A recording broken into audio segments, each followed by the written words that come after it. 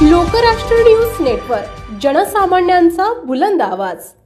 Lokrashtra news, एक विचार समाज विकासाचा, वेगवान आढावा ताज्या घडामोडींचा, बातम्यांबरोबरच शेती, उद्योग, शिक्षण, साहित्य, कला, मनोरंजन आणि बरंच काही। जनतेच्या सर्वांगीण विकासासाठी सदैव तत्पर असणारं, तुमचं आमचं आपलंसं वाटणारं लोकराष्ट्र न्यूज एजन्सीचं परिपूर्ण news channel Lokrashtra news network like करा, सबस्क्राईब करा आणि हो, शेअर करायला विसरू नका। वरुड इथं सेंट्रीजच्या महाश्रमदान उपक्रमाअंतर्गत 10,000 वृक्षांची लागवड। वरुड ग्रामस्थ आणि औंध शिक्षण संस्थेचा मोठा सहभाग। खटाव तालुक्यातील वरुड येथील मियावाकी जंगल परिसरात सेंट्रीज सामाजिक संस्थेच्या महाश्रमदान उपक्रमाअंतर्गत ग्रामस्थ तसेच औंध शिक्षण संस्थेतील शिक्षक विद्यार्थी यांच्या सहभागातून 10,000 फळ झाडं रोप लागवड कार्यक्रम आयोजित करण्यात आला। या कार्यक्रमास मान खटाव प्रांत अधिकारी उज्ज्वला गाडेकर, उपविभागीय पोलीस अधिकारी मान खटाव अश्विनी शिंदगे, खटाव तहसीलदार बाई माने, औंध शिक्षण मंडळ सहसचिव प्राध्यापक संजय निकम, विश्वस्त हनुमंत शिंदे, वडूज पोलीस स्टेशनचे पोलीस निरीक्षक घनश्याम सोनवणे, औंध पोलीस स्टेशनचे सहाय्यक पोलीस निरीक्षक चिमनाजी केंद्रे, औंध कॉलेजचे उपप्राचार्य प्रदीप गोडसे आदींची प्रमुख उपस्थिती होती। कार्यक्रमाच्या प्रारंभी येथील मियावाकी जंगल परिसरात सेंट्रीज सामाजिक संस्थेच्या उपक्रमाअंतर्गत सुमारे 10,000 फळझाडांचा वृक्ष लागवड कार्यक्रम घेण्यात आला। त्यानंतर प्रमुख मान्यवरांनी आपली मनोगते व्यक्त केली। सेंट्रीज ही संस्था फक्त रोप देणारी अथवा रोप लावणारी संस्था नसून त्या लावलेल्या संपूर्ण रोपाचं संवर्धन करणारी एक आदर्श संस्था असल्याचं मत प्रांत अधिकारी उज्ज्वला गाडेकर यांनी व्यक्त केले।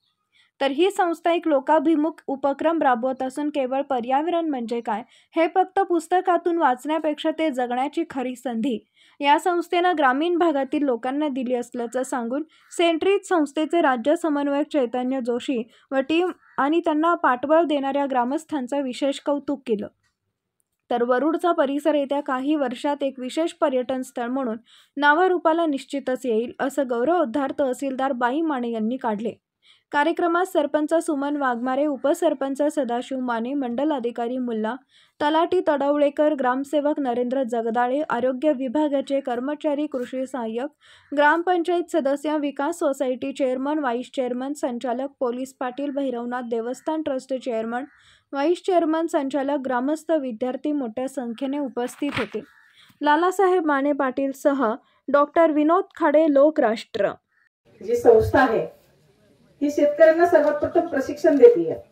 त्यांनी कुठल्या प्रकारची फळझाडं लावावीत किंवा बांधावरती कुठले वृक्ष लावावेत आणि त्याचं अंतर किती असावं हे सर्व शेतकऱ्यांना या ठिकाणी प्रशिक्षण दिलं जातंय। म्हणजे आधी जे झाडं लावायचे आपण काय करतो, शक्यतो झाडं लावताना कशी आणतो, झाडं खड्डा खांदतो आणि झाड त्याच्यात लावून टाकतो।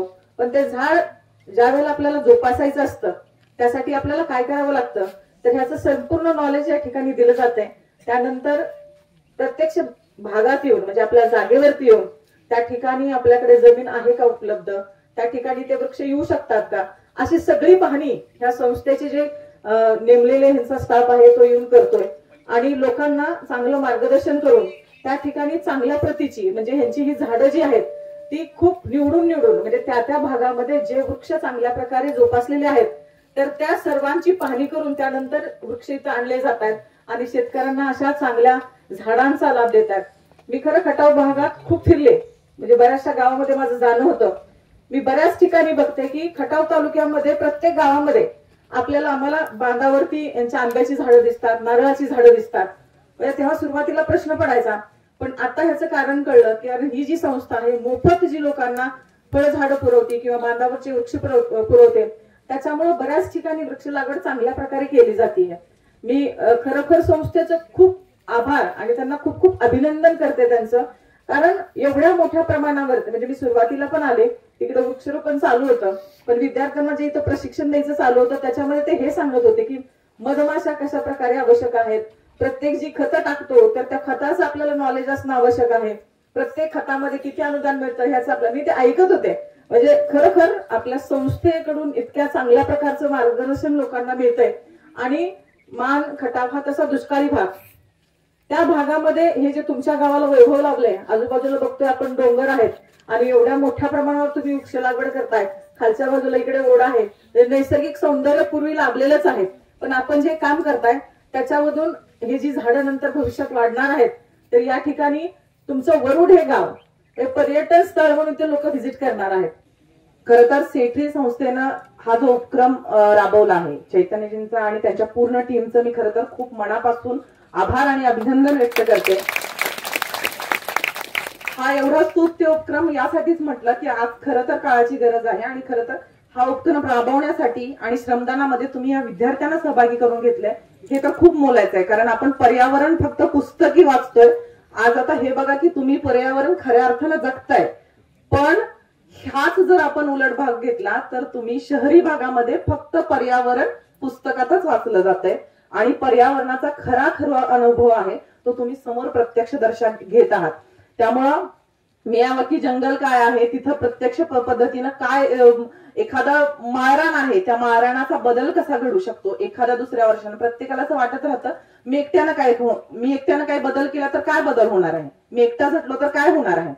तर हे लक्षात घ्या की मी एकट्यानं सुरुवात जरी केली त्या एकट्याला सर्वांची साथ मिळते आणि अशी साथ वरुडच्या ग्रामपंचायत इथल्या सगळ्या लोकांनी, त्याचबरोबर सेट्री संस्थेने याच्यामध्ये उपक्रमाला ह्या सहभाग घेऊन त्यांनी एक सुरुवात केली आणि या सुरुवातीमध्ये एका चांगल्या कामामध्ये एवढी सगळी लोक जोडली गेलेली आहेत. सेट्रीज आहे, मी त्यांच्या एका प्रशिक्षण कार्यक्रमाला उपस्थित राहिले होते. ऋषभ जो आहे त्याचं मी तेव्हा पण प्रशिक्षण ऐकलं होतं. तो ज्या पद्धतीने आपल्याला सांगत होता की ऑर्गॅनिक शेती कशी करायची किंवा ऑर्गॅनिक आपण ज्या सेंद्रिय वापरतो, खत वापरतो, त्या पद्धतीने त्यांनी तिथेही चांगलं मार्गदर्शन केलं. तर त्याच पद्धतीने सेट्री जे आहे ते फक्त वृक्ष म्हणजे आपण इथून मागे जर बघितलं असेल 5-10 वर्षापूर्वी, तर 5-10 वर्षापूर्वी गव्हर्नमेंटने खूप झाडं लावली, कोट्यामध्ये झाडं लावलेली आहेत. फॉरेस्ट डिपार्टमेंटने असेल किंवा इतर शासकीय डिपार्टमेंटला टार्गेट दिलं जायचं आणि त्या टार्गेट प्रमाणे 50,000 वृक्षारोपण, 1 कोटी वृक्षारोपण अशा पद्धतीने टार्गेट कम्प्लीट करायला आपण करत होतो. पण ती झाडं किती जगत होते त्याचं कुठेही रेकॉर्ड नव्हतं. मला सेट्रीची एक गोष्ट चांगली वाटली की ती जी झाडं देतात, आता मॅडमने सांगितले त्यांच्याबद्दल बरंच काही, तर ती जी झाडं देतात म्हणजे फार्मर्सला असतील, शेतकऱ्यांना असतील किंवा ज्या भागामध्ये, आता राजापूरला पण मी कार्यक्रम त्यांचा अटेंड केला, तिथेही त्यांनी मला मियावाकी जंगलासाठी तिथं तो 6,000चा तेही विद्यार्थ्यांना घेऊन तो कॅम्प केला होता.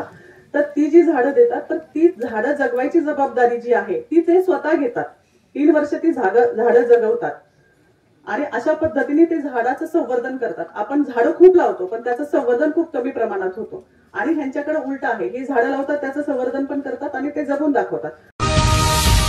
लोकराष्ट्र न्यूज नेटवर्क, जनसामान्यांचा बुलंद आवाज.